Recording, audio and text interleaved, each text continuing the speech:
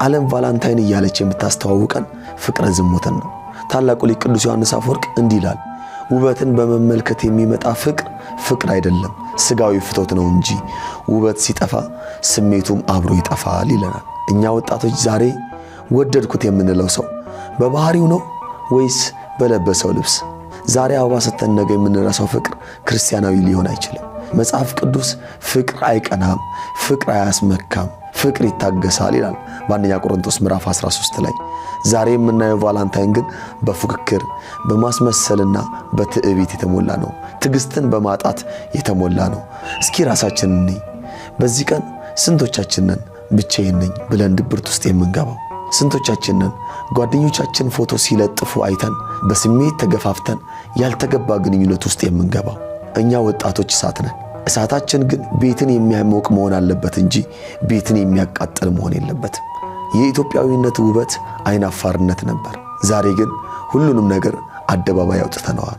ታላቁ ሊቅ ኢትዮጵያዊ ቄርሎስ አባ ጊዮርጊስ ዘጋስጫ በመጽሐፈ ምስጢር ላይ ስለ ንጽህና ሲናገር ንጽህና የነፍስ መስታወት ናት፣ በኃጢአት የምትቆሽሽ ከሆነ አምላክን ልታይባት አትችልም ይላል። ዛሬ ለቫላንታይን ተብሎ የሚደረጉ የጭፈራ ግብዣዎች፣ በጨለማ የሚደረጉ ስብሰባዎች እነዚህ የኛ አይደሉም። እኛ እኮ በጉብዝና ወራት ፈጣሪን አስብ ተብለን የታዘዝነን። ፈጣሪን ማሰብ ማለት ደግሞ በስርዓት መኖር ማለት ነው። ፍቅርን የምንገልጸው በሆቴል አልጋ ላይ ሳይሆን በቤተክርስቲያን መንበር ፊት በቁርባን ለመኖር ስንዘጋጅ ነው። እኛ ኦርቶዶክሳውያን ወጣቶች አንድ እውነት መረዳት አለብን። ቤተክርስቲያን የምታውቀው የንስሐ አባት የሚያውቀው የጋብቻን ጥያቄ ብቻ ነው። በጨለማ የሚደረግ በድብቅ የሚካሄድ ቦይፍሬንድ ገርልፍሬንድ የሚባለውን ግንኙነት የኛ አይደለም። ከዛም ባለፈ በባህላችን እንደው በወዳጅነት ቤተሰብ ለቤተሰብ ተጠያይቆ እሷ እንደው የኔ ወዳጅ ነች ወይም ደግሞ ፍቅረኛ ነች ተብሎ እንኳን ቢጠየቅ ነውር ኖሮበት አይደለም።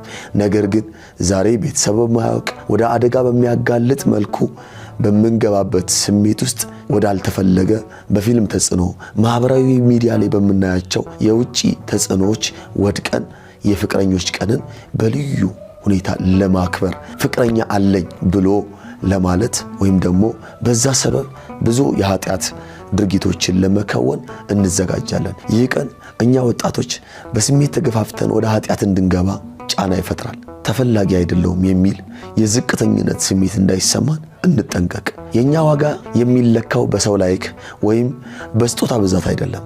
አንተን ለመፍጠር እግዚአብሔር ጥበቡን ተጠቅሟል።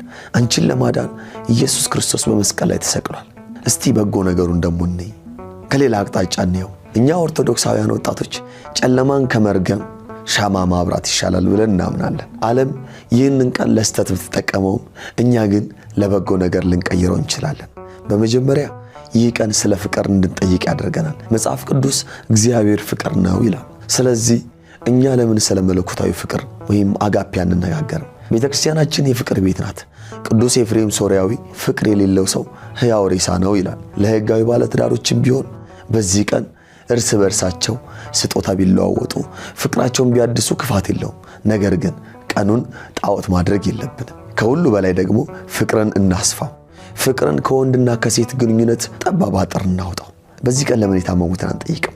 ለምን ለድሆች ምግብ አንሰጥም? ለወላጆቻችንስ እንወዳቸዋለን ብለን ለምን አበባ አንሰጥም? እዚህ ላይ ግን ልናስተውል የሚገባን ወጣቶች አሁን ያለብን ትልቁ አደጋ ቁሳዊነት ነው። ፍቅር በስጦታ ዋጋ የሚተመን እስኪመስለን ድረስ ወርደናል። ውድ ስጦታ ካልገዛልኝ አይወደኝም የሚል አስተሳሰብ ፍቅርን የገበያ ሸቀጥ አድርጎታል። ፍቅር በልብ እንጂ በኪስ አይለካም። ታዲያ ምን እናድርግ? ዓለም ቀይ ስትለብስ እኛ ጥቁር እንልበስ ማለት አይደለም። ነገር ግን ልባችንን እንጠብቅ። ለብቻችን ላለን ወጣቶች እኛ ብቻችንን ስለሆንን የወደቅን አይደለንም። ዛሬን ቀን ከክርስቶስ ጋር እናሳልፈው። ምክንያቱም እውነተኛ ሙሽራ፣ እውነተኛ ፍቅር እርሱ ነው። ነፍሳችን የምትረካው በሰው ስጦታ ሳይሆን በእርሱ ሰማያዊ ፍቅር ነው። ትዳርን በጸሎት እንጠይቅ እንጂ በዓሉን ተከትለን በስሜት አንገፋ። በፍቅረኝነት ላላችሁ ወይም ደግሞ ጥንድ ለሆናችሁ ግንኙነታችሁን ወደ ቅዱስ ተክሊል ወደ ቅዱስ ቁርባን የሚያመራ ይሁን። በዝሙት የሚጨርስ ግንኙነት መጨረሻው ባዶነትና ስብራት ነው። ክርስቶስን በመካከላችን እናድርገው። የመጨረሻ መልእክታችን ይህ ነው። ዓለም የምትሰጠው ፍቅር ጊዜያዊ ነው። ቤተክርስቲያን የምትሰጠው ፍቅር ግን ዘላለማዊ ነው። ቫላንታይን ያልፋል።